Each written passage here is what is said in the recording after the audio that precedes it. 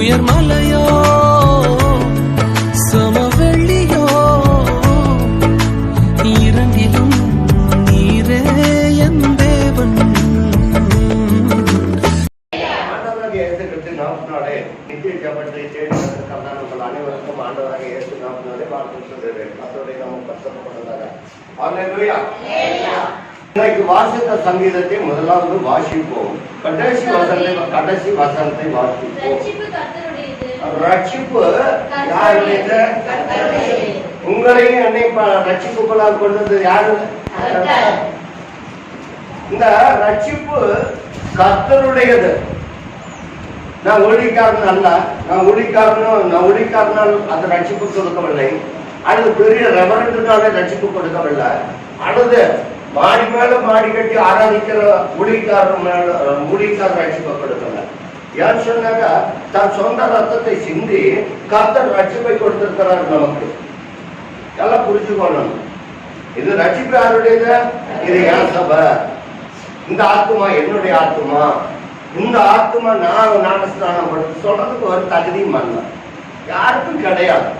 உரிமை யாருக்கு உரியது? கர்த்தருக்கு உரியது. நீங்க விசுவாசத்தோடு வரணும். ஆண்டவரே, என்னை ரட்சித்த நோக்கம் என்ன? என்னை ரட்சித்த நோக்கம் என்ன? அந்த கேள்வியோடு வரணும். பதில் நீங்க கிடைக்க ஆரம்பிக்கலாம். அது எந்த சபையாலும் சரி. என்னை ரட்சித்த நோக்கம் என்ன ஆண்டவரே? என்னை ஜனிப்பித்த நோக்கம் என்ன? என்னை உருவாக்கின நோக்கம் என்ன? என்னை படைத்த நோக்கம் என்ன என்று சொல்லி கர்த்தரிடத்தில் கேள்விக்குறியோடு அனைத்திலும் வந்து உட்கார்ந்துருக்கணும். விசுவாசத்தோடு வந்து உட்கார்ந்துருக்கணும். ஏதோ எல்லாரும் போறாங்க, நானும் பைபிள் தூக்கிட்டு ஆலயத்துக்கு போறேன் அப்படிங்கிறதெல்லாம் சாத்தியப்படாது. விசுவாசத்தோடு வந்து உட்கார்ந்துருக்கணும். நம்ம கொஞ்சம் பேர் இருந்தாலும் நல்ல விசுவாசத்தோடு வந்து உட்கார்ந்துட்டு இருக்கணும். அல்லேலூயா. என்ன பண்ணிட்டு வந்து உட்காந்துட்டு இருக்கணும்? புத்தியுள்ள கன்னிகள் 10 பேர் போனாங்க. அந்த 10 பேர் போய் என்னையும் தீவிட்டோட 5 பேர் போனாங்க. புத்தி இல்லாத கன்னிக மனவாளத்தில் இருக்கிற நேரத்தில் புத்தி இல்லாம வந்து உட்காந்துட்டு போறாங்க. அப்படி புத்தி இல்லாத நம்ம வந்து உட்காந்து போகக்கூடாது. ஒரு ஆசீர்வாதத்தை பெற்று சொல்லணும். எதற்காக ஆசீர்வாதம்? வாசிப்போம். இன்றைக்கு வாசிப்போம். கடைசி வசனத்தை வாசிப்போம். ரட்சிப்பு கர்த்தருடையது. தேவனுடைய ஆசீர்வாதம். பாத்தீங்களா? ஆண்டவரே, ரட்சிப்பு உம்முடையதுதான். இந்த ஆசீர்வாதம் யாரு தந்தது? கர்த்தருடைய ஆசீர்வாதம் தான் உமது ஜனத்தின் மேல் இருப்பதாக. கர்த்தர் ரட்சித்திருந்தா மட்டும்தான் கர்த்தருடைய ஆசீர்வாதம் இருக்கும். இல்லைன்னா இருக்காது. ஊழியக்காரருக்கா இருந்தாலும் சரியா, விசுவாசிகளுக்கா இருந்தாலும் சரியா, யாருக்கா இருந்தாலும் சரியா, ரட்சிப்பு கர்த்தருடையதுன்னு விசுவாசத்தோடு வரணும். அப்புறம் தேவனுடைய ஆசீர்வாதம். பாத்தீங்களா? நீங்க கேள்விக்குறியோடு வந்த ஆலயத்துக்கு அங்க என்ன இருக்குதா? தேவனுடைய ஆசீர்வாதம் இருக்கிறது. நான் கொடுக்கிற ஆசீர்வாதம் கிடையாது. எந்த பாஸ்டர்னாலே ஆசீர்வாதம் கொடுக்க முடியாது. கர்த்தர் தான் ஆசீர்வாதம் கொடுக்கும். அந்த ஆசீர்வாதத்தை பெற்றுக் கொள்வதற்கு தான் விசுவாசம் வேணும். விசுவாசம் வேணும். இன்றைக்கு வாசித்த அப்படித்தான் இருக்குது. ரட்சிப்பு வேணா கர்த்தருடையதுதான். ஆனா ஆசீர்வாதமே கர்த்தருடையதுதான். நீங்கள் விசுவாசத்தோடு வந்தது தேவனுடைய ஆசீர்வாதம் கிடைக்கும். ஏதோ அரைமுறையா வந்துட்டு உட்காந்துட்டு போனோம்னாக்கா இடத்துக்கு முன்னாடி வந்து உட்காந்து இடத்தை நிரப்பிட்டு போனாக்கா கர்த்தர்கிட்ட வேலைக்கு ஆகாது. உண்மையாவே சொல்றேன். ரட்சிப்பு கர்த்தருடையது. போன வாரம் இதேதான். ரட்சிக்கிறதுக்கு குதிரை தன் பலத்தின் மிகுதியால் ஒன்றும் செய்ய முடியாது. போன வாரத்தில் பிரச்சனை. இந்த வாரத்தில் ஆண்டவர் தேவனுடைய ஆசீர்வாதம் கிடைக்கணும். நீங்க வந்து உட்காந்துட்டு போனீங்களா? ஒரு ஆசீர்வாதத்தோடு வந்து உட்காந்துட்டு போகணும். இந்த ஆசீர்வாதம் எப்படி கிடைக்கிறது? எதனால் கிடைக்கிறது? ரட்சிப்பை கர்த்தர் கொடுத்து விட்டார். ஆசீர்வாதமும் நமக்கு கிடைக்க போகிறது. எப்படிங்க சாத்தியம்? பிரியமான தேவஜனங்கள், நான் சொல்றது நீங்க நன்றாக கவனிக்கணும். புத்தியுள்ள ஸ்திரீ தன் வீட்டை கட்டுகிறார். புத்தியுள்ள ஸ்திரியோ தன் கைகளினாலே இடித்து போட்டுகிறார். புத்திமானாய் நடந்து கொள்ளணும். இந்த புத்தியாய் நடந்து கொள்வதற்கு என்ன சாத்தியம்? கர்த்தர் சொல்லுகிற வாக்கு தத்துவத்தை நீங்கள் நன்றாய் கவனித்துக் கொள்ளணும். அதிகாலை நேரப்பட முதலாவது ஸ்திரீகள் எழுந்திருக்கணும். அதிகாலையில நேரப்பட எழுந்திருக்கிறோம். உங்களை பிள்ளைகள் எல்லாம் பாக்கியவதி என்று சொல்லப்பட்டனும். பிள்ளைகள் வேட்டையந்திருக்கலாம். தன் தாய்மார்கள் அதிகாலையில நேரப்பட எழுந்திருக்கணும். எழுந்து தன்னுடைய வீட்டு காரியங்களை எல்லாம் ஒழுங்கு படித்து வைத்து விட்டு இந்த ஆசீர்வாதம் கிடைக்கக்கூடியதற்காக கர்த்தரிடத்தில் தேடணும். கர்த்தரை தேடணும். நான் சொல்லுறதை நீங்கள் நன்றாய் கவனித்தீரானால் ஆசீர்வாதம் கிடைக்கும். நாங்க அப்படித்தான் விசுவாசத்தோடு கர்த்தர் கொடுத்த ரட்சிப்பை நாங்கள் ஒரு நாளும் வீணடிக்காமல் நாங்கள் விசுவாசத்தோடு ஜெபித்தோம். அதனால் இவ்வளவாக இருந்தது. உங்களை பிள்ளைகள் பாக்கியவதி என்று சொல்லணும். உங்களை பிள்ளைகள் என்ன சொல்லணும்? உங்க பிள்ளைங்க உங்களை பாக்கியவதி என்று சொல்லணும். எழுந்த உடனே பண்ண தெளிச்ச உடனே தன்னுடைய பிள்ளைகளுக்கு ஆகாரத்தை எல்லாம் செய்து முடிச்சுட்டு அதிகாலையில கர்த்தரை தேடிவிட்டால் தன்னுடைய பிள்ளைகளுக்கு கணவனுக்கு ஆகாரத்தை செய்து முடித்து விட்டு எழுந்திருக்கும் பொழுது பிள்ளைகள் தூங்கி விழும்போது விழிக்கும் போது அங்கே கூச்சல் குழப்பமாக இருக்கக்கூடாது. தாய்கள் நல்லா தரமாக இருக்கும். எடுத்து வாசிப்போம். நீதிமொழிகளின் புஸ்தகம் 34ஆம் அதிகாரம் 10வது வசனத்துக்காக கடத்தலும். சீக்கிரமாக எடுத்து வாசிக்கணும். நீதிமொழிகளின் புஸ்தகம். குணசாலியான ஸ்திரியை, இந்த ஸ்திரியை கண்டுபிடிக்கிறது யாரு? உங்களுக்குள்ளேயும் ஸ்திரீகளுக்குள்ளதான் குணசாலி ஸ்திரீ கண்டுபிடிக்கணும்னு ஆண்டவர் விரும்புகிறார். இயேசுவை சிலுவையில் அறைந்தார்கள், அடக்கம் செய்தார்கள். 3ஆம் நாள் மகதலேனா மரியாளும் மற்ற சகோதரிகளும் அவருக்கு கந்தவர்க்கங்களை எடுத்துக்கொண்டு இருட்டோடு எழுந்து கல்லறைக்கு சென்றார்கள். அந்த ஸ்திரீகள் இன்றைக்கும் இந்த வேதத்திலே காட்டப்பட்டு இருக்கிறது. எனக்கு அருமையான தேவச்சனங்களே, உங்களை பிள்ளைகளை வளர்த்த வேண்டிய வழிகளை காண்பித்து வளர்த்தனும். குணசாலியான ஸ்திரியை கண்டுபிடிப்பவன் யார்? யாரை கண்டுபிடிக்க முடியாது. அவளுடைய பிள்ளை முத்துக்களை பார்க்கலும் விளையாடப்பட்டது. குணசாலியான ஸ்திரீனுடைய குணசாலி பார்த்தா அவருடைய விலை என்னவா? முத்துக்களை பார்க்கலும் உயர்ந்ததாம். அல்லேலூயா. இன்னைக்கு முத்துதான் விலை உயர்ந்தது. அதை காட்டிலும் குணசாலியான ஸ்திரீனுடைய விலை எப்படியா உயர்ந்ததா இருக்கிறதாம். அல்லேலூயா. கர்த்தருக்குள்ளாக நீங்க உண்மையாய் விசுவாசத்தோடு இருப்பீர்கள் என்று சொன்னால் நீங்கள் விலை உயர்ந்தவர்களாய் இருப்பீர்கள். அல்லேலூயா. வாசிப்போமா சீக்கிரம். அவள் புருஷனுடைய இருதயம் அதிகமா உங்களுடைய கணவனுடைய உங்களுடைய இருதயத்தை உன் கணவன் நம்பணும். அவனுடைய இருதயம் உங்களை நம்பணும். புத்தியுள்ள ஸ்திரீனுடைய கணவன் எப்படியா என்ன நம்புவானா? முழுக்க நம்பிடுவானா? வாசிப்போம். சம்பத்து குறையாது. சம்பத்து என்ன? ஆசீர்வாதம் குறையாது. ஏன்னாக்கா கணவன் கொண்டு வந்து கொடுக்கிற சம்பாதித்த ஒன்னும் அழைக்க கூடாது. அவருடைய புருஷனுடைய தன்னுடைய மனைவியை நம்புகிறான். அதனால சம்பத்து குறையாது. சம்பத்து வீட்டுல குறையாது. புருஷனுக்கு தெரியாத ஏமாத்திட்டா குறைஞ்சு போயிட்டு சம்பத்து. அல்லேலூயா. வாசிப்போமா. அவள் யார்? அந்த குணசாலியான ஸ்திரீ உயிரோடு இருக்கிற நாளெல்லாம் அவனுக்கு தீமையே அல்ல நன்மையே செய்கிறாள். இதுதான் குணசாலியான ஸ்திரீனுடைய வேலை. அவள் உயிரோடு இருக்கிறதுனால எல்லாம் தன் கணவனுக்கு தீங்கு செய்கிறது இல்லை. அல்லேலூயா. ஆட்டுமயிரையும் சணலையும் தேடி தன் கையினாலே உற்சாகத்தோடு வேலை செய்கிறாளாம்.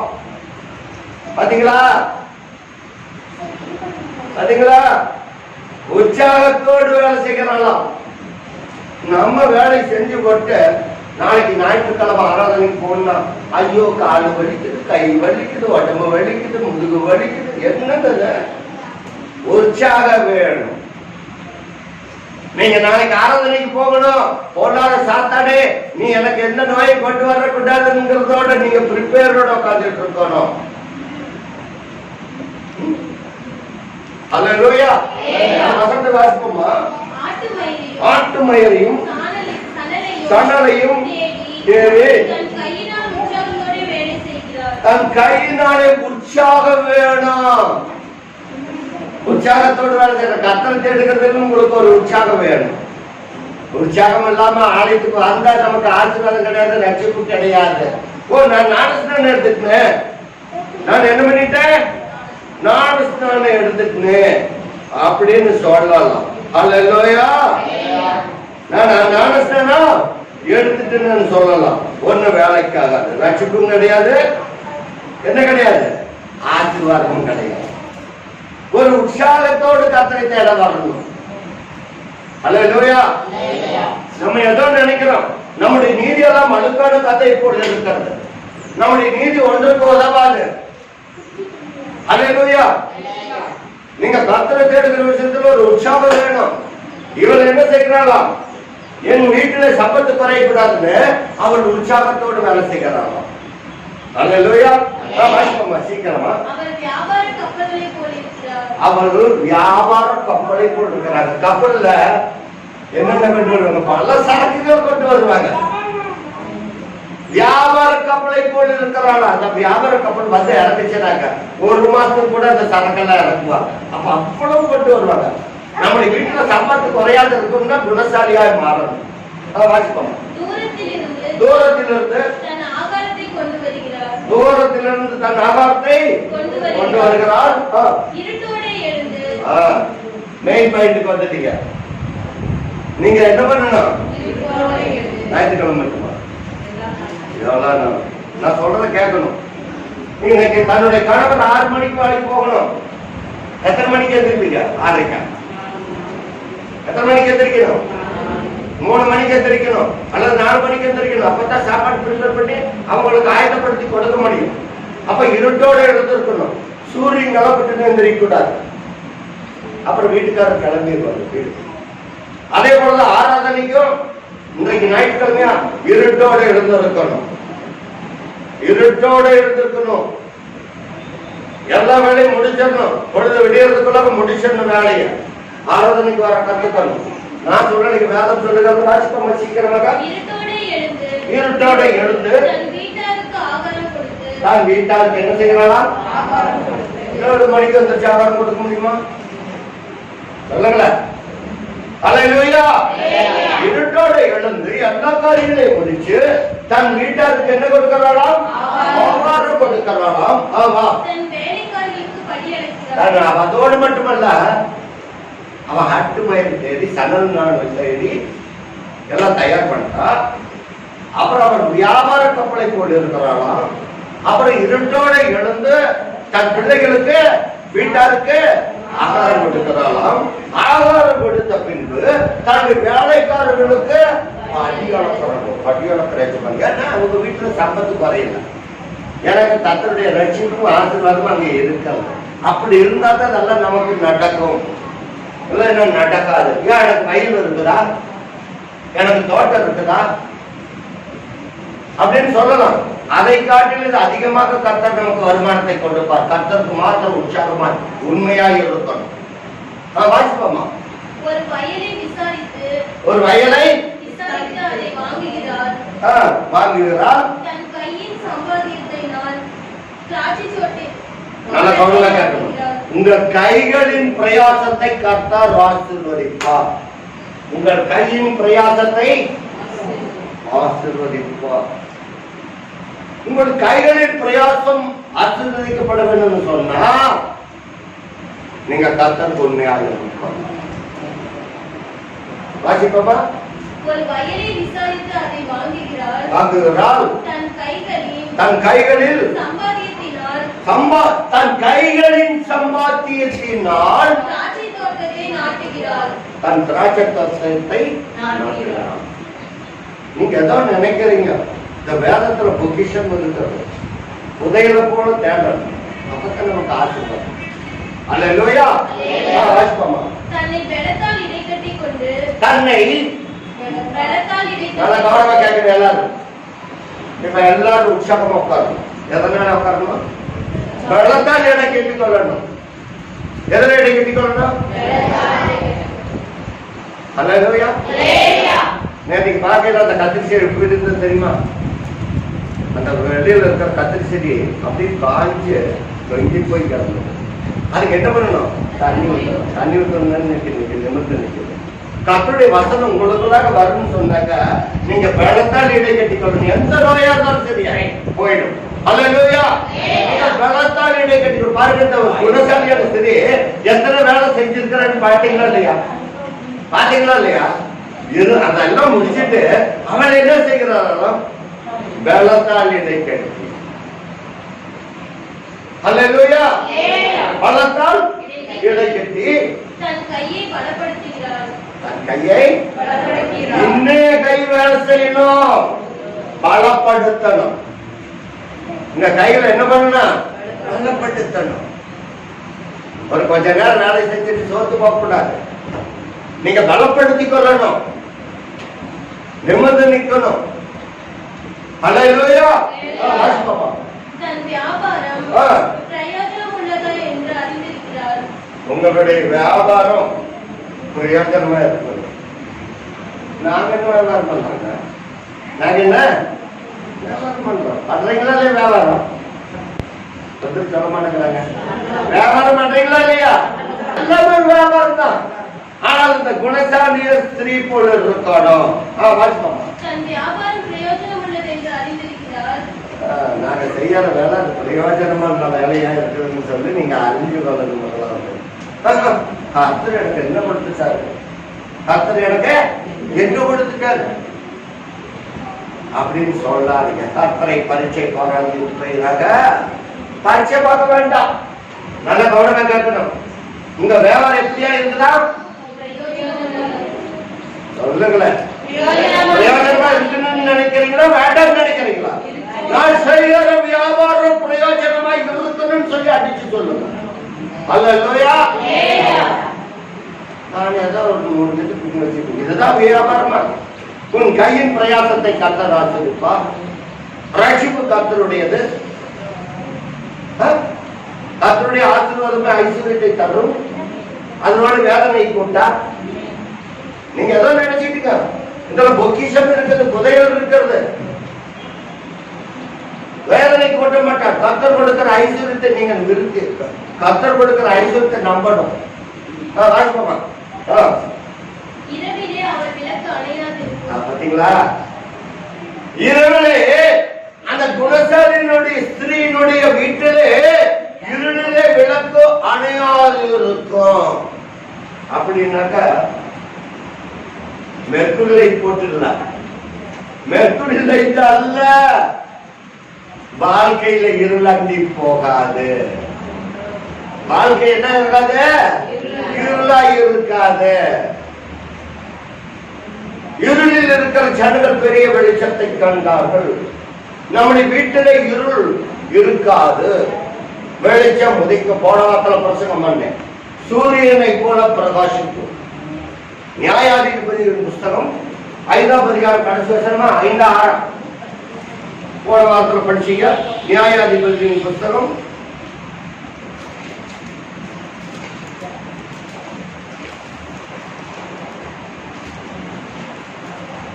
எடுத்து பண்றீங்களா? 5 கடைசி வசனம். கர்த்தாவே உம்மை பயக்கிற யாவரும் எப்படி அறிகிறவர்கள்?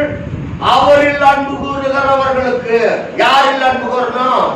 கர்த்தரில் அன்பு கூறுகிறவர்களுக்கு. வல்லமையோடு உதிக்கிற வல்லமை. சூரியன் உதிக்கிற வேலையை பார்த்தா சும்மா பயங்கரமா ஒரு வெளிச்சம். அல்லேலூயா. உதிக்கிற சூரியனை போல என்னுடைய வீடு இருக்கும். ஹல்லேலூயா. வாசிப்போமா. தேசம் 40 வருஷம் அமைதியா இருந்தது. உங்க வீட்டுல அமைதி இருக்கணும், இருள் போயிடும். இங்க சொந்த வருவோம் நீதிமொழியின் புத்தகத்துக்கு சீக்கிரமாக. சிறுமையானவர்களுக்கு தன் கையை திறந்து ஏழைகளுக்கு தன் கரங்களை நீட்டுகிறார். பாத்தீங்களா, ஏழைகளுக்கும் கரங்கள் நீட்டணும். ஹல்லேலூயா. ஏழைகளுக்கு கரங்களை நீட்டுகிறார். தன் வீட்டார் அனைவருக்கும் பாருங்க, அப்புறம் என்ன செய்கிறாரா? ஏழைகளுக்கு உதவி செய்கிறாராம். அப்புறம் தன்னுடைய வீட்டில் இருக்கிறவங்களுக்கு ரட்டிப்பு உரை கொடுத்து வைக்கிறாராம். ரட்டிப்பு உரை அப்படின்னா என்ன? மேல ஒரு ஷர்ட் போட்டுருக்கிறோம், குளிர் வந்துட்டு என்ன பண்றீங்க? சொல்ற ரட்டிப்பு இருக்குதா இல்லையா? அதையெல்லாம் அந்த குணசாலியான ஸ்திரீ பணிகாலத்துக்கு முன்பாக எல்லாம் சேகரித்து வைத்துக் கொள்கிறார். அதனால அவர் என்ன பண்றதில்ல, குளிருக்கு பயப்படுகிறது இல்லையா? அல்லேலூயா. இதெல்லாம் குணசாலியான ஸ்திரீ ஸ்டெப் பை ஸ்டெப்பா பணிகாலம் வந்துருச்சுனாக்கா தன்னுடைய பிள்ளைகளுக்கு என்ன வேணும்? சொட்டு வேணும். அது ஏதாவது கிழிச்சிருக்குதா அதெல்லாம் தேய்ச்சி ரெடியா வச்சுக்கணும். இதுதான் குணசாலியான ஸ்திரீ. ஆனா போது கடத்த சோம்பல் கை கர்த்தர் ஆசீர்வதிக்க மாட்டார்.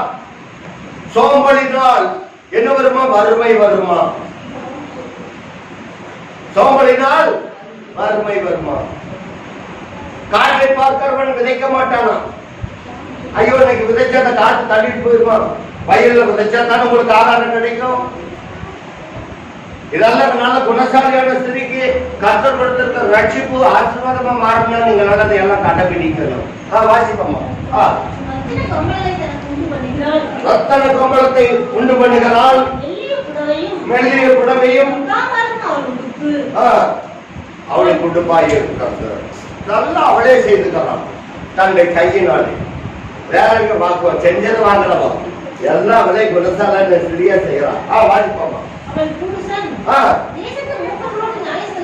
பாத்தீங்களா, அப்போ இந்த குணசாலியான ஸ்திரீ தன்னுடைய புருஷன் நியாயஸ்தானத்திலே போய் உட்காரும்படியாக செய்யறாங்க. அப்போ தன்னுடைய கணவனை அதிகாரி பட்சத்தில் நியாயஸ்தானத்தில் போய் உட்காரும்படியாக செய்கிறாளாம். யாரு யாரு மட்டும் உட்கார வைக்கிறது? குணசாலியான ஸ்திரீ. நல்ல கவனமா கேட்க, நானா இன்புச்சி சொல்லல, வசனம் சொல்லுது. அவனுடைய புருஷன் எங்க போறானா? பாசிப்பதையா, தேசத்தின் மூப்பர்களோடு நியாயஸ்தானத்தில் போய் உட்கார்வான். அவன் எப்படியா இருக்கிறானா? பேர் பெற்றவனா. இன்னைக்கு புருஷனை கண்டபடி பேசிட்டு யாராச்சும் கொண்டு போய் உட்கார வைப்பாங்க நியாயஸ்தானத்துல. அட போட, இவனுடைய வீட்டுக்காரியே அவனை மதிக்கிறது. அவனுடைய வீட்டுக்காரிய அப்படி பேசுறாங்க. அவனை கொண்டு போய் உட்கார வைப்பாங்க நியாயஸ்தானத்துல. அவனை ஒரு புறமும் ஒதுக்கி விடுவாங்க.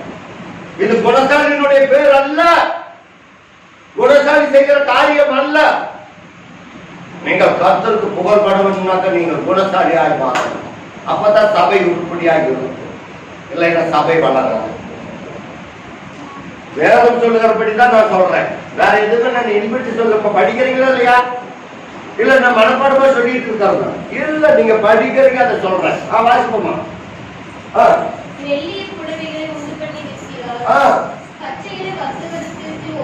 பக்தர்களிடத்தில் ஒப்புவிக்கிறார். அவருடைய உடை எப்படி இருக்கிறதா? அலங்காரமாய்.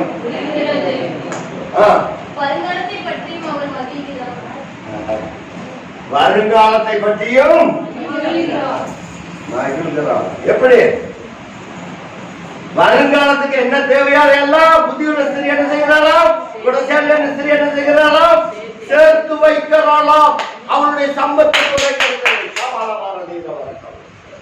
உங்களுடைய சம்பத்து குறையாமல் இருக்குன்னா கர்த்தரிடத்தில் நம்பிக்கையோடு விசுவாசத்தோடு வரணும். உங்களுக்கு ரட்சிப்பும் ஆசீர்வாதமும் கிடைக்கும். கர்த்தரை தேடி வரணுங்க, உண்மையாய் வர கத்துக்கணும், விசுவாசத்தோடு வரணும். வாசிப்பா சீக்கிரமாக. தன் வாயை ஞானம் விளங்க திறக்கிறாள். தன் வாயை ஞான விளங்க திறக்கிறாள். நல்லா படிக்கணும். ஞானம் விளங்க திறக்கிறாள். ஞானம் விளங்க. எல்லாருக்கும் காது கேட்கிற மாதிரி நான் சொல்றேன். அவனுடைய வாய் ஞானம் விளங்கத்தக்கதாக அவ திறக்கிறாளாம். வாய திறந்த வாழ மட்டும் பேசுறானா இவா அப்படின்னு இருக்கக்கூடாது. குணசாலியான ஸ்திரீ வாய் ஞானத்தினால திறக்கணும். அவ வாய திறந்துட்டானாக்கா என்ன மட்டும் திறக்கிறாளா? வானம் மட்டும். இது ஞானம். நான் சொல்ற காரியம் வானம். வானம் எட்ட பேசுறாங்க. அடுத்து வாசிப்போம். 73ஆம் சங்கீதம் சீக்கிரமா எடுத்து வாசிக்கணும். நான் எடுத்துக்கொள்கிறேன். 73ஆம் சங்கீதத்தை எடுத்துக்கொள்ளுங்கள். நம்முடைய வாய் ஞானத்தினால திறக்கப்படணும். வானம் மட்டும் பேசக்கூடாது. ஐயோ அந்த பொம்பளையா அவன் வானம் மட்டும் வாய் அடிக்கிறான் அப்படிப்பாங்க. எடுத்து வாசிப்போம். 73ஆம் சங்கீதத்துல 9வது வசனத்தை வாசிப்போம்.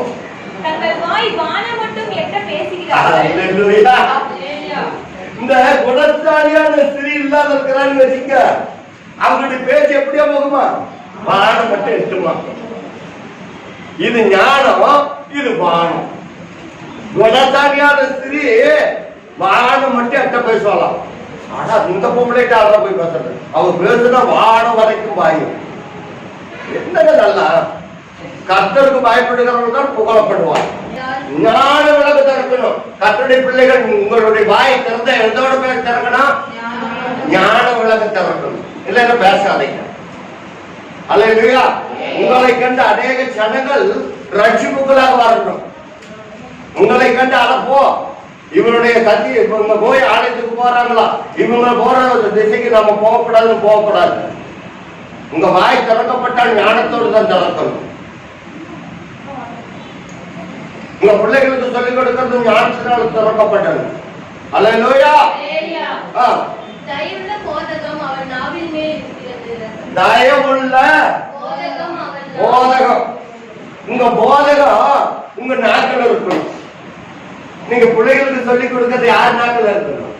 உங்க நாக்குக்குள்ளாகதாக இருக்கணும். பிள்ளைகளுக்கு சொல்லிக் கொடுக்கணும். பிள்ளைகளுக்கு என்ன பண்ணணும்? சொல்லிக் கொடுக்கணும். அல்லேலூயா. மணி 9. அல்லேலூயா. பிள்ளைகளுக்கு நல்லதான் சொல்லிக் கொடுக்கணும். குணசாலியான ஸ்திரீ என்னத்தை சொல்லிக் கொடுப்பா? நல்லதான் சொல்லிக் கொடுப்பா. குணசாலியான இல்லாத ஸ்திரீ கெடுதலை சொல்லிக் கொடுத்துருவாங்க பிள்ளைகளுக்கு. சிறு குழந்தையிலிருந்தே கசப்பு ஊற்றி வளர்த்துருவாங்க. வேண்டாம். நீங்கள் குணசாலியான ஸ்திரியாக இருக்கணும்.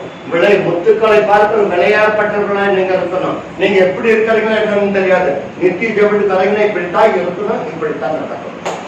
உங்க வாய் வானம் மட்டும் எட்டக்கூடாது. உங்க வாயை தந்து ஞானத்திற்கு அர்த்தம். வானம் மட்டும் நான் பேசணும் கேட்கறதுக்கு ஒண்ணுமே கிடையாது. நான் வசத்தை காமிச்சுட்டேன் இல்லையா? உங்க வாய் எங்க எட்டக்கூடாது? வானம் மட்டும் போகக்கூடாது. உங்களுடைய பூமியில ஒரு வார்த்தைகள் சுருக்கமாக இருக்கும். 73:9 சொல்லுகிறது.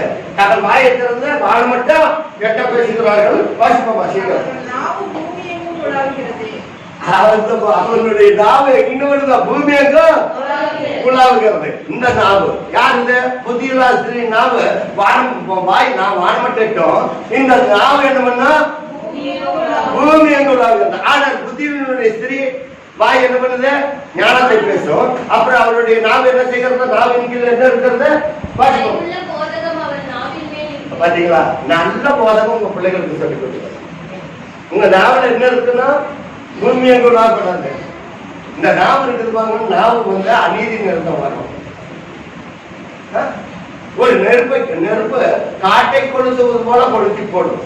அநீதி நிறைந்த உலகம். என்ன நினைச்சிட்டு இருக்கிறீங்க? கர்த்தரை ஆராதிக்கிறது உண்மையா ஆராதிக்கணும். உங்கள் கையின் பிரயாசம் ஆசீர்வதிக்கப்பட்டது. நீங்கள் புத்தியுள்ள ஸ்திரியாக இருக்கணும். குணசாலியான ஸ்திரியாக இருக்கணும். விளையாடப்பட்டவர்களாக இருக்கணும். அல்லேலூயா. உங்கள் நாவின் மேல் என்ன இருக்கணும்? நல்ல போதகம் இருக்கணும். உங்க பிள்ளைகளுக்கு சொல்லிக் கொடுக்கிறது நல்ல போதகமாக இருக்கணும். அப்புறம் வாசிப்போமா சீக்கிரமா. அவ்வளவுதானே? அல்லேலூயா. அல்லேலூயா. என்ன இருக்குது பாருமா? சோம்பேறிகளின் அப்பத்தை புசிக்க கூடாது. அல்லது சோம்பர் கையினால அப்பத்தை புசிக்க கூடாது. தன் வீட்டுக்காரர் காரியம் எப்படி நடக்கிறது என்று கண்ணோக்கமாய் இருக்கிறாள். அவள் பிள்ளைகள் எழும்பி அவள் பாக்கியவதி என்கிறார்கள். அல்லேலூயா. பிள்ளைகள் எழுந்த உடனே தன் தாயை பார்த்து, குணசாலியான ஸ்திரியை பார்த்து என்ன சொல்லுகிறாங்களாம்? பிள்ளைகள் எல்லாம் பெத்த தாயே பாக்கியம். அல்லேலூயா. கர்த்தர் குணசாலியான ஸ்திரின்னு சொல்லிட்டாரு. பிள்ளைகள் எல்லாம் என்ன செய்யறாங்களா? என்னை பெற்ற தாய் பாக்கியம். அதோட எழுந்து எங்களுக்கு தேவையானதெல்லாம் கொடுக்கறா, வேலைக்காரனுக்கு படி அளக்கறா, வயல வாங்கறா, ஆடை நெய்யறா. நாங்கள் குடல்ல கிடக்கக்கூடாது. சொட்டை கிழிஞ்சு வச்சு இந்த சொட்டை கிழிஞ்சு வச்சு அது போதானே யார் சோம்பர் கை? என்ன கைய? சோம்பர் கை. அல்லேலூயா. பாக்கியம். நீங்கள் பாக்கியவதிகளாய் மாற வேணும்னா கர்த்தருக்குள்ளாக பிரியமாய் இருக்கும். உங்கள் பிள்ளைகளுக்கு நல்ல போதனைகளை சொல்லிக் கொடுங்க. உங்கள் நாவின் கீழ் என்ன இருக்கணும்? ஒண்ணுமே கிடையாது. உங்கள் நாவின் கீழ் என்ன இருக்கணும்? நல்ல போதகம் இருக்கணும். இந்த நல்ல போதகம் எங்க இருக்குது? எடுத்து வாசிப்போமா?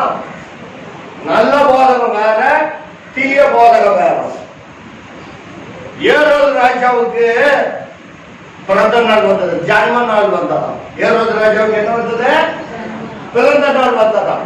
நம்மளுக்கெல்லாம் பிறந்த நாள் வந்துட்டா நம்ம பிள்ளைகளுக்கு அப்படியே ஆடம்பரமா ஆரவாரம் செய்வோம்.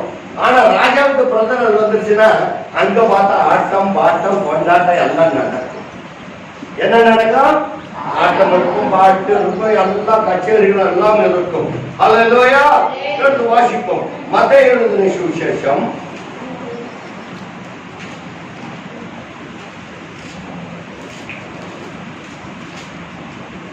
14ஆம் அதிகாரத்துக்கு சீக்கிரமாக கடந்து செல்லணும். நான் ஏன் சொல்லுகிறேன் என்று சொன்னால், நல்ல குணசாலியான ஸ்திரீக்கும் தன் தாயினுடைய இது எப்படி நடக்குதுன்னு பார்ப்போம். அக்காலத்தில் காற்பங்கு தேசாதிபதியாகிய இயேசுவின் கீர்த்தியை கேள்விப்பட்டான். இப்ப நீங்க யாருடைய கீர்த்தி கேள்விப்பட்டிருக்கிறது? இயேசு செய்கிற அற்புதத்தை பத்தி நீங்க கேட்டுட்டு இருக்கிறீங்க. குணசாலியான ஸ்திரியை பத்தி கேட்டுட்டு இருக்கிறீங்க. இதெல்லாம் ஆண்டவருக்கு புகழ்பட்டுகிறவர். அல்லது அப்புறம் புகழ்ச்சி என்றால் குணசாலிக்கு என்ன கிடைக்குதுன்னு நான் சொல்றேன். வாசிப்பாங்க சீக்கிரமாக. தன் ஊழியக்காரரை நோக்கி இவன் யோவான் ஸ்நானன் இவன் மரித்தோரிலிருந்து எழுந்தார். ஆகையால் இவனிடத்தில் பலத்த செய்கைகள் விளங்குகிறது. கர்த்தருடைய பிள்ளைகளிடத்தில் என்ன செய்கைகள் வேணும்? பலத்த செய்கைகள் விளங்கணும். வாசிப்போம். ஏரோது தன் சகோதரனாகிய பிலிப்புவின் மனைவி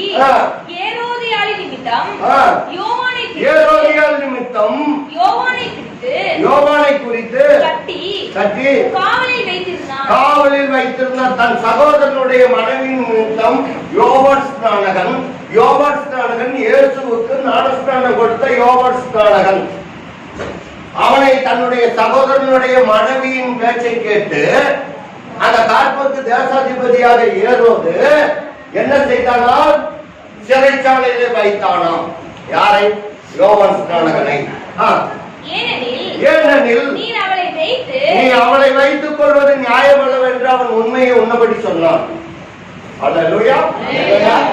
அந்த ராஜாவை பத்தி யோவான் ஸ்நானகன் சொன்னா, நீ கெட்டடத்தோடு உன் சகோதரன் என்னுடைய மனைவியை நீ வைத்துக் கொண்டு இருக்கிறாய் என்று சொல்லி சொன்னான். அல்லேலூயா. அதற்காகவே அவனை சிறைச்சாலையில் அடைத்தானாம். வாசிப்போமா? ஏரோது அவனை கொலை செய்ய மனதாயிருந்தும் ஜனங்களை அவனை தீர்க்கதரிசி என்று எண்ணும்படியினால் அவர்களுக்கு பயந்திருந்தான். அல்லேலூயா. இந்த ஏரோது இவனை என்ன செய்தானாம்? யோவான் ஸ்நானகன் எல்லாரும் தீர்க்கதரிசி சொல்றாங்களே, இந்த யோவான் ஸ்நானகன் நம்ம ஏதாயிலும் செய்தால் நமக்கு ஏதாயிலும் பாதகம் விலகி விடுமா என்று சொல்லி அவனை சிறைச்சாலையிலே கொண்டு அடைத்து விட்டான். அவனை கொள்வதற்கு அவன் வகை தேடவில்லை. ஏனென்று சொன்னால் அவன் ஒரு தீர்க்கதரிசி. கர்த்தருடைய பிள்ளைகளை யாராலும் செய்ய முடியாது. இருந்த போதிலும் இருந்தான். ஏன் சொன்னாக்க குணசாலியான ஸ்திரீக்கும் குணசாலி இல்லாத ஸ்திரீக்கு இதை படிக்கிறேன் கேட்கணும் நல்லா. இந்த ஏரோதியாளுக்கு என்ன செய்கிறார் என்று சொன்னால் வாசிப்பாமா, அப்படி இருக்க ஏரோதின் ஜென்ம நாள் கொண்டாடப்படுகிற போது, என் ஜென்மம் நாள், இந்த ஏரோது ராஜாவுக்கு பிறந்த நாள் வருகிறது. அந்த பிறந்த நாளிலே கொண்டாடுகிற போது ஏரோதியாளின் குமாரத்தி அவர்கள் நடுவே நடனம் பண்ணி ஏரோதை சந்தோஷப்படுத்தலாம். இப்ப நீங்க யாரை சந்தோஷப்படுறது இருக்கிறீங்க அப்படின்னு எனக்கு தெரியல. கர்த்தரை சந்தோஷப்படு பாருங்க. ஏரோது ராஜாவை சந்தோஷப்படுத்த அந்த சின்ன பொண்ணு என்ன பண்ணுனா, நடனமாடி கைத்தால கொண்டு வந்து இருக்கிறீங்க. கைதட்டலாம். இது ஏரோது ராஜாவுக்கு பிறந்த நாள் வருகிறது, ஜனன நாள் வருகிறது. அப்பொழுது நடனம் ஆடுகிறான் ஏரோதியின் மகள். வாசிப்பாங்க சீக்கிரமாக. அது நிமித்தம் அவன் அவர்கள் நடுவே நடனம் பண்ணுகிறாராம். யாருடைய குமார்த்தி? ஏரோதியாவின் குமார்த்தி அவர்கள் நடுவே நடனம் பண்ணி ஏரோதை சந்தோஷப்படுத்துகிறாராம். ஏரோது ராஜாவை சந்தோஷப்படுத்துகிற நடனத்தை பார்த்து அவனுக்கு நல்லா சந்தோஷமா இருக்குது. ஆனா நம்ம கர்த்தரை ஆராதிக்கு வந்திருக்கிற சந்தோஷத்திலே தான். கர்த்தரை சந்தோஷப்படுத்தணும். அப்பதான் நம்முடைய வாழ்க்கையில சந்தோஷம். அப்பதான் நம்முடைய வீட்டிலே இருளிலே வெளிச்சம் உதிக்கும். நம்ம ஆண்டவருடைய காரியத்தில் 1 மணி நேரம் தான் உட்கார்ந்து சுத்தறோம். இதுக்கு கூட ஒரு சந்தோஷம் இல்லைன்னாக்க எப்படிங்க நம்ம வாழ்நாள் சந்தோஷமா இருக்க முடியும்? அல்லேலூயா. நான் உள்ளபடிதான் சொல்றேன், எல்லாத்தையும் நம்ம சொல்லல. ஏரோது ராஜாவை சந்தோஷப்படுத்தணும், கர்த்தரை சந்தோஷப்படுத்தணும். அல்லேலூயா. அது நிமித்தம் அவள் அதுக்கு ராஜா சொல்றாரு, நீ என்னை சந்தோஷப்படுத்திட்ட. நீ இங்க கவனமாக பார்க்கணும். நீ என்னை என்ன பண்ணிட்ட? எத்தனை சந்தோஷம்? அந்த பிள்ளை ஏரோதியாவின் மகள் சின்ன பிள்ளைதான். அந்த ராஜசபையில டான்ஸ் ஆடுகிறான், நடனம் ஆடுகிறான். ராஜாவுக்கு மிகவும் சந்தோஷம். நீங்க உட்கார்ந்து இருக்கிறதுக்கு அத்தனை சந்தோஷமா இருக்கணும். சீக்கிரமா முடிச்சுட்டு போகணும் பிடிக்கிற காரியம் அல்ல. நீங்க உட்கார்ந்து இருக்கிற நோக்கம் என்ன? நீங்க கேள்விக்கு வீடு வரணும்னு நான் முன்ன சொன்னேன். ரட்சிப்பு கர்த்தருடையது, தேவனுடைய ஆசீர்வாதம் வேணும். அதுக்காக தான் நீங்க உட்கார்ந்து இருக்கிறீங்க. அப்போ இவள் ஏதாயிலும் நடனம் ஆடுனா, ராஜாவை சந்தோஷப்படுத்தினா எனக்கு ஏதாயிலும் கிடைக்கும். பாருங்க, ராஜாவை சந்தோஷப்படுத்துற அந்த புள்ள டான்ஸ் ஆடின பிள்ளைக்கு என்ன கிடைக்கும்? ஏதாயிலும் ஒரு வெகுமதி கிடைக்கும்னுட்டா ஆடுகிறான் ராஜாவை. நீங்க ஏதாயிலும் கர்த்தரை சந்தோஷப்படுத்தினால் உங்களுக்கு கிடைக்கும். நாங்க இங்க போய் சந்தோஷப்பட்டு நாங்களே அப்படியே வெறுமையா உட்காந்துருக்கோம். வெறுமையா உட்காந்துருந்தா வெறுமையா தான் இருந்துச்சு போக முடியும். சந்தோஷத்தோடு போகணும். கர்த்தரை ஆராதிக்கிற விஷயத்தில் நீங்க ஜாக்கிரதையா இருக்கணும். கர்த்தரை சந்தோஷப்படுத்தணும். வாசிப்போமா சீக்கிரமா.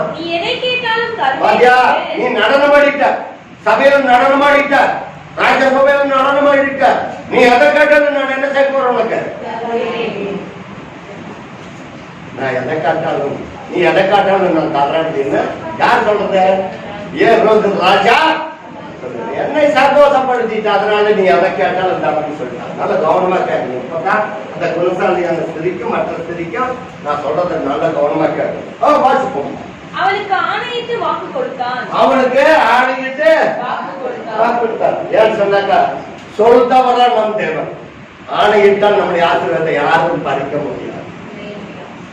ஆபிரகாமுக்கு ஆணையிட்டார், உன் வானத்தை அண்ணாந்துவான், நட்சத்திரங்களை என்ன கொடுப்பானால் என்ன அவ்வண்ணமாய் உன் ஜனங்கள் உன்னை பெருகும் சொன்னார். வாக்கு மாறாத தேவன். இந்த ராஜம் அப்படித்தான் வாக்குப்படுத்துட்டாங்க, அதை நிறைவேற்றி தரணும். அதை காட்டிலும் ராஜாதி ராஜன் தேவாதி தேவனாகிய கர்த்தர் உன்னை கீழாக்காமல் மேலாக்குவேன், உன்னை ஆசீர்வாதமாக வைப்பேன், ஒரு ஜாதிகளுக்கு மத்தியில் உன்னை ஆசீர்வாதமாக வைப்பேன்னு சொன்னாங்க. வைத்திருவாரு. நம்ம விசுவாசிக்கிற விசுவாசத்தை பொறுத்துதான் இருக்குது.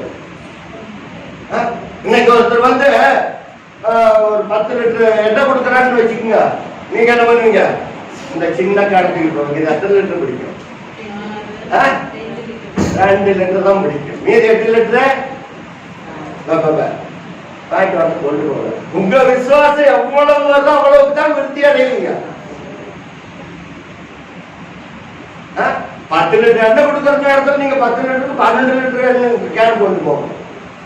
அப்பதான் அது சேதாரம் இல்லாத கொண்டு வர முடியும். நீங்க 10 லிட்டர் ஆசீர்வாதம் வருதுன்னு சொன்னா 2 லிட்டர் கொண்டு போனாலும் 7 லிட்டர் 8 லிட்டர் வீணா போகும். ஏன்? விசுவாசம் வந்து விசுவாசிக்கிறவன் பதறான். விசுவாசிக்கிறவனுக்கு எல்லாம் கூட விசுவாசத்தோடு வாழணும். உங்க இருதயத்தை திறந்து கொண்டிருக்கணும். கொடுக்கிற வசதியால நான் இருதயத்தில் வைப்பேன்னு சொல்லணும். 10 வசனம் கொடுக்கறதா 12 வசனத்துக்கு உங்க இருதயத்தை திறந்து வச்சிருக்கணும். என்ன நினைச்சிட்டு இருக்கிறீங்க? அல்லேலூயா. இன்னைக்கு நம்ம வந்து பட்ட பிள்ளைங்க செய்யறாங்க. பிள்ளைங்க காத்துல பட்டத்தை பாட போடுறாங்க. காத்து படமாடிச்சுன்னு வச்சுக்கோங்க. என்ன வருது? அறுத்துட்டு போகுது நூல். அப்படி விசுவாசம் நமக்கு இருக்கக்கூடாது. நம்ம விசுவாசம் உலகத்தை ஜெயிக்கிறதா இருக்கணும். துன்பம் வந்துருச்சா? பட்டமா இருக்கு. துன்பமா துயரமா தெரியல. நான் துன்பத்தின் நடுவில் நடந்தாலும் காத்தலை விசுவாசத்தோடு காத்திருக்கோம். எனக்கு அருமையான தேவஜனங்கள் நான் சொல்றது நீங்க நன்றாய் கவனிக்கணும். குணசாலியான பிள்ளைகள் என்ன சொல்கிறார்களாம்? ஞானப்படை எழுந்திருந்து குணசாலியான என்னுடைய பிள்ளைகள் என்ன சொல்கிறார்கள்? தன் தாயை பார்த்து பாக்கியவதி. அதற்கு மாறாக அவன் நாவில் என்ன இருக்கிறது? போதகம், நல்ல போதகம் இருக்கு. நல்ல நல்ல நிலத்துல விதைக்கிறவங்க நல்ல விதை விதைக்கிறவங்க நல்ல பொக்கிஷத்தை சேர்க்கப்படுவாங்க. தீவனை விதைச்சான் வனை விதைக்கிறவன் வினைத்தான் இருப்பான், தனி விதைக்கிறவன் தனிதான் இருப்பான். அல்லேலூயா. நல்ல கவனப்பட்டார். இந்த குணசாலியான ஸ்திரீகள் பிள்ளைகள் இருந்தவங்க தன்னுடைய தாயை பார்த்து நீ பாக்கியவதி நேரமா இருந்துச்சுட்ட. அப்போ பிள்ளைகளே என்ன பண்ணுவாங்க? தன் தாய்க்கு உதவியா இருந்துச்சு, நேரமா இருந்துச்சு வேலை செய்வாங்க. குணசாலியான ஸ்திரீனுடைய பிள்ளைகள். அந்த குணசாலியான ஸ்திரீ நேரப்படி எழுந்திருக்கிறார். தன் வீட்டாருக்கு அனைவருக்கும் ஆகாரத்தை செய்திருக்கிறார், உதவி பண்ணுகிறார், நல்லா பண்ணுகிறாங்க. ஆனா இந்த பிள்ளைகள் வேணும் தன் தாயை போலவே இருப்பாங்க. தன்னுடைய பிள்ளைகளுக்கு திருமணமாகி அந்த வீட்டுக்கு போகும் பொழுது அந்த இடத்துல தன் தாயினுடைய செயல்களை பற்றி கொள்வார்கள். அந்த குணசாலியான ஸ்திரீனுடைய பிள்ளைகள் அப்படித்தான் வளரும். இந்த குணசாலியான ஸ்திரீ இல்லாதவர்கள் தான் வாசிப்போமா சீக்கிரமாக. அவள் தன் தாயினால் ஏவப்பட்டபடியே. பாத்தீங்களா? இந்த தாய் இருக்கிற பாத்தீங்கன்னா இந்த ஏரோதியால் அந்த சின்ன பிள்ளைகளுடைய தாயே ஏவி விடுகிறார். ராஜா நீ எதை கேட்டாலும் தரணும் இருக்கிறாங்க. நம்ம என்ன சொல்லுவோம்? ராஜா என்னமோ தர்றாரு. நம்ம பிள்ளைகளை பார்த்து இப்படிப்போம் அப்படின்னு அர்த்தம். நீ அதிகமா கேளு அப்படின்னு சாடையிலேயே சொல்றது. நீ கேளு. என்னங்க கர்த்தர் ரகசியத்தை அறிய மாட்டாரா? எதிர்த்து அறிய மாட்டாரா? உடனே என்ன செய்தாலும் தன்னுடைய ஏரோதியால் என்ன செய்தாலும் அவர் தன் தாயினால் ஏவப்பட்டபடியே. தாயினால் ஏவப்பட்டபடியே நீ கேளு அப்படின்னு ஏவப்பட்டுட்டா சொல்லி கொடுத்துட்டாங்க. வாசிப்போம். யோவான் ஸ்நானனுடைய தலையை இங்கே ஒரு தாளத்தில் ஒரு தாம்பாளத்தில் வச்சு கொண்டு வந்து கொடுக்க சொல்லுங்க. பாத்தீங்களா? அவர் ஒரு பெற்றோர்களா தன்னுடைய பிள்ளைக்கு துர்க்குணத்தை கற்றுக் கொடுக்கிறான். அவர் ஒரு தாயா சிறு வயதிலே கசப்பை ஊட்டி வளர்த்துக்கிறான். சிறு வயதிலே கொலைபாதகியா மாற்றுகிறான். அவன் குணசாலியான ஸ்திரியா இல்ல. தன்னை வெளிப்படையாக்கி விட்டானே என்று சொல்லி ஓவர்ஸ்களை சிறையில் வைத்தவன். இதுதான் சமயம். ராஜா சொல்றார் உனக்கு என்ன வேணுமோ கேளுன்னு சொல்லியாச்சல்ல. நீ என்ன பண்ற? ஏறது ராஜாவிட்ட நீ கேளு. யோவான் தலையை வாங்கி அது ஒரு தாமரத்தில் வச்சு கொண்டுட்டு வாங்கன்னு சொல்லியாச்சு. வாசிப்போம் அதையா சீக்கிரமா. அவள் தன் தாயினால் ஏவப்பட்டபடியே யோவான் ஸ்நானனுடைய தலையை இங்கே ஒரு தாளத்திலே கொண்டு வா என்றான். அல்லேலூயா. வாசிப்போமா சீக்கிரம். ராஜா துக்கமடைந்தான். நீங்க கேட்கறத ஆண்டவருக்கு சரியா இருக்கும். ஆண்டவருடைய முகம் துக்கமடைப்படாது. நீங்க கேட்கிற காரியம் நல்லதா இருக்கும். நான் சொல்றது புரியுதா இல்லைங்களா? நீங்க கேட்கறது ஆண்டவர்கிட்ட கேட்கிற காரியம், இங்க வந்து உட்காந்துட்டு கேட்கிற காரியம் ஆண்டவருடைய மனசுக்கு நல்லதா தோணும். ராஜாவுக்கே துக்கமா இருந்துச்சு. அப்ப நம்ம கேட்கிற காரியம் கர்த்தருக்கு பிரியமுள்ளதா இருக்கணும். ஏதோ வந்து உட்காந்துட்டு அவங்கள போல இல்ல, நான் இவங்கள போல இல்ல, அப்படி இல்லை இப்படி இல்லை, அவங்களுக்கு கொடுத்தீங்க ஆண்டவர் எனக்கு கொடுத்தீங்க ஆண்டவர் புரியுதா இல்ல. நான் ஆடம்பரமா இருக்கணும், கார் மேல கார் வச்சு ஓட்டணும், வீடு மேல வீடு வச்சு கட்டணும், எனக்கு என்ன கொடுத்துட்டாரு ஆண்டவர். நீங்க கேட்கறதாரி பிரியமா இருக்கணும், குணசாலியா மாற கத்துக்கணும். இவனுக்கு ராஜாவுக்கு துக்கமாயிருச்சு. இந்த யோகன் தலையை கேட்கறாளே அப்படின்ட்டு துக்கமுகமா இருக்குது. அது சின்ன பிள்ளைதான். இந்த சின்ன பிள்ளைக்கு விட்டது யாரு? தாய். தாய் நல்ல விதமா சொல்லிக் கொடுக்கணும். பிள்ளைகளுக்கு கசப்பு சொல்லக்கூடாது. பிள்ளைகளுக்கு சின்ன பிள்ளைகள்லய இப்படித்தான் நடக்கணும், இப்படித்தான் இருக்கணும், அப்பதான் நாளைக்கே உன்னை கல்யாணம் பண்ணி கொடுத்தாலும் அந்த வீட்டுல போய் நீ செம்மையான காரியத்தை செய்யணும் இப்பொழுதே சொல்லிக்கணும். ராஜா துக்கமடைந்தான். ஆணை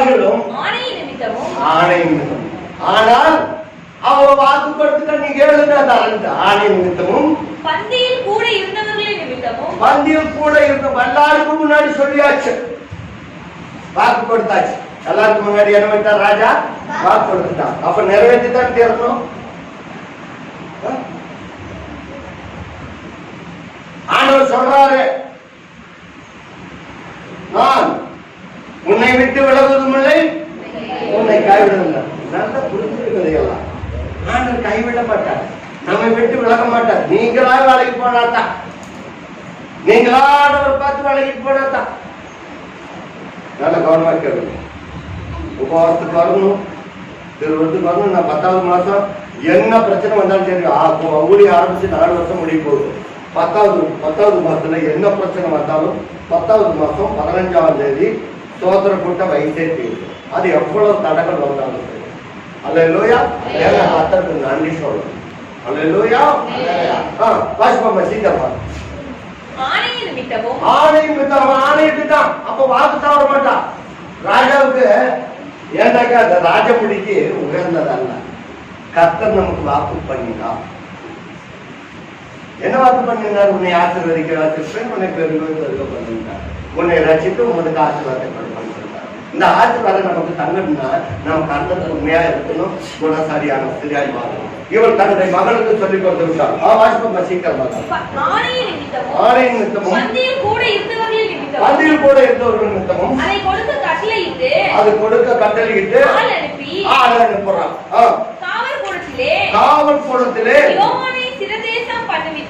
யோவானை சிரசேதம் பண்ணிவிட்டான், தலை வெட்டிட்டான். அல்லேலூயா. தலை வெட்டிட்டாங்க.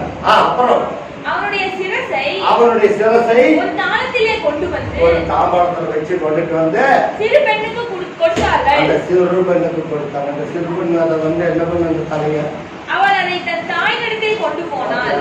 அவள் தன் தாயினிடத்திலே கொண்டு போனாள். அவருடைய சீஷர்கள் வந்து உடலை எடுத்து அடக்கம் பண்ணினாங்க. பாத்தீங்களா? குணசாலியான ஸ்திரீ தன்னுடைய பிள்ளைகளுக்கு நேரப்படையிலிருந்து எல்லா வேலையும் செய்யறாங்க. ஆனால் இந்த துர்க்கிரி செய்கிற தாய் சிறு வயதிலே அவளை கொலபாதகமாக்கி விட்டார். பாத்தீங்களா? அப்புறம் ஆசீர்வாதம் எங்க தங்கும்? தன்னுடைய பிள்ளைகளுக்கு நல்ல நம்முடைய நாவின் கீழ் இருக்கிற போதகத்தை சொல்லிக் கொண்டிருக்கணும். அல்லேலூயா. அல்லேலூயா. அருமையான தேவ ஜனங்களே, இன்றைக்கு தேவன் நம்மோடு பேசுகிற வார்த்தை நீங்கள் நன்றாய் கவனித்துக் கொள்ளணும். அல்லேலூயா. அல்லேலூயா. பாருங்க, இன்னும் ஒரு வசனத்தை வாசிக்கிறோம். அவள் பிள்ளைகள் எழும்பி அவளை பாக்கியவதி என்கிறார்கள். அவள் புருஷனும் அவளை பார்த்து 31 நீதிமொழிகள் 31 வாசித்து முடிக்கிற சீக்கிரமாக. அவ்வளவுதான். அவள் புருஷன் என்ன பிள்ளைகள் என்ன பண்றாங்க? பாக்கியவதி என்கிறார்கள். பாக்கியவதி என்கிறார்கள். அவள் புருஷனும் அவளை பார்த்து அநேக ஸ்திரீகள் குணசாலிகளாய் இருந்தது உண்டு, நீயோ அவர்களுடைய எல்லாத்துக்கும் மேற்பட்டவன் என்று சொல்றாங்க. அல்லேலூயா. குணசாலியான ஸ்திரீ அநேகம் பேர் இருக்கிறாங்க. இருந்தாலும் அவைகளை காட்டிலும் அவர்களை எல்லாரை காட்டிலும் நீ என்ன பண்ற? மேற்பட்டவளாய் இருக்கிற. அதை காட்டிலும் நல்ல கவனமா கேளுங்க. இன்னைக்கு நல்ல கவனமா கேட்கணும். இன்னைக்கு நீங்க எப்படி இருக்கணும்? ஆண்டவரே, என்ன காட்டிலும் அநேக விசுவாசிகள் இருக்கிறாங்க. விசுவாச ஸ்திரீகள் இருக்கிறாங்க, குணசாலிகள் ஸ்திரீ இருக்கிறாங்க. அவங்களை காட்டிலும் என்னை நீங்க எப்படி வைக்கணும்? உயர்த்தி வைக்கணும் அப்படின்னு நீங்க இன்றைக்கு ஒரு தீர்மானத்தோடு போகணும். அல்லேலூயா, அல்லேலூயா. வாசிப்போமா? நீயோ எல்லோருக்கும் மேற்பட்டவள் என்று அவளை புகழுகிறார். கர்த்தர் உங்களை புகழும். கர்த்தர் உங்களை புகழும். அடுத்த வசனம், சௌந்தரியம் அழகு, சௌந்தரியம் வஞ்சனை உள்ளது. அழகும் வீண். உங்க அழகெல்லாம் வீண். கர்த்தருக்கு பயப்படுகிறவர்களோ புகழ்படுவார். நீங்க யாரால புகழப்படணும்? கர்த்தரால புகழப்படணும். உங்களை அழக பார்க்கல, உங்க சௌந்தரியத்தை பார்த்து அல்ல, கர்த்தரால் நீங்கள் புகழப்படுவதா இருக்கின்ற நித்திய ஜெபத்துக்கு வருவீங்க. இன்னைக்கு இத்தனை செய்தியை கேட்டு உங்களுடைய உள்ளத்திற்கு வைத்து நீங்கள் ஒரு நல்ல குணசாலியான ஸ்திரியாய் மாறணும். ஏரோதியானை போல சிறு பிள்ளைகளை சிறு வயதிலே கொலை பாதகையாக மாற்றக்கூடாது. அவங்களுக்குள்ளார விஷத்தை ஊட்டி வளர்க்கக்கூடாது. அல்லேலூயா, அல்லேலூயா. அடுத்த வசனம், அவள் கைகளின் பலனை அவளுக்கு. இன்னைக்கு கர்த்தர் உங்களுக்கு என்ன கொடுக்க போறாரு? நீங்க இன்னைக்கு கேட்டு அதை பத்தி கை கொண்டீங்கன்னா உங்களுக்கு கைகளின் பலனை கர்த்தர் இன்றைக்கு கொடுப்பார். கைகளின் பலனை அவளுக்கு கொடுங்கள். நீங்க செய்யற செயல்கள் உங்கள் வாசல் விட்டு வெளியே வரக்குள்ள உங்களை புகழணும். உங்க செய்கள் எப்படி இருக்குன்னா வாசல் விட்டு வெளியே வரக்குள்ள உண்மையாக பக்கத்து புருஷனுக்கு பயன்படுத்தி பிள்ளைகளுக்கு எல்லாம் நல்ல பேர் எடுக்கிறார். ஊருக்குள்ள நல்ல பேர் எடுக்கிறார். அவர் வாய் எங்க வந்து திறக்கும் போதே ஞானம் பேசுகிறார். வாய் வானம் மட்டும் எட்டக்கூடாது. வானம் மட்டும் என்ன பேசக்கூடாது? வாயும் வானம் மட்டும் எட்ட பேசக்கூடாது. உங்களை அடுத்தவர்கள் வாசல்ல இருந்து வெளியே வரப்படியே உங்களை கையெழுத்து உங்களை போல ஸ்திரீ இல்லை. கர்த்தருக்கு புகழ்பட்ட ஸ்திரீ. நாம் யாரும் முழங்கால் படியும் கர்த்தர் நம்மை ஆசிர்வதிப்பார்.